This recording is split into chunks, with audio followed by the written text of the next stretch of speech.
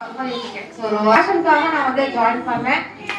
பண்ணதை நினைச்சு நான் ரொம்ப ஹாப்பியா ஃபீல் பண்றேன். இடையில நான் ஒரு பேசிக் கோர்ஸும் கத்துக்கிட்டேன் மேம். ஒரு ஒன் டே கேம்ப் ஒன்று அரேஞ்ச் பண்ணியிருந்தாங்க.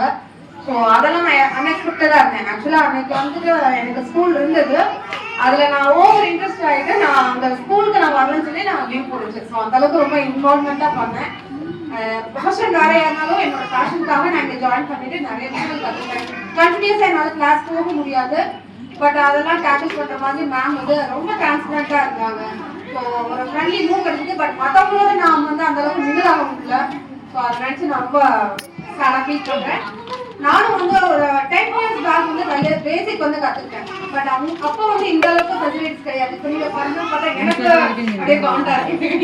என் பொண்ணோட நான் வர முடியலையே, அவளுக்கு இந்த மாதிரி பண்ண முடியல. பட் என்னோட ஃப்ரீ டைம்ல கம்பல்சரி நான் இந்த மாதிரி என் பொண்ணுக்கும் போட்டு அலர்ட் பண்ணுவேன்.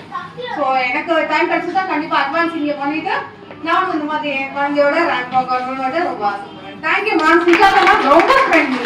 ரொம்ப அவங்க டீமும் ஓகே நம்ம ஏதோ பக்கத்து வீட்டுக்காரங்கள்ட்ட பேசணும், அவங்க மேம் நம்ம ஸ்டூடெண்ட் அந்த ஒரு ஃபீலே இருக்காது. ரொம்ப டிரான்ஸ்பரண்டா ரொம்ப லெஜிபிளா இருப்பாங்க. So thank you ma'am.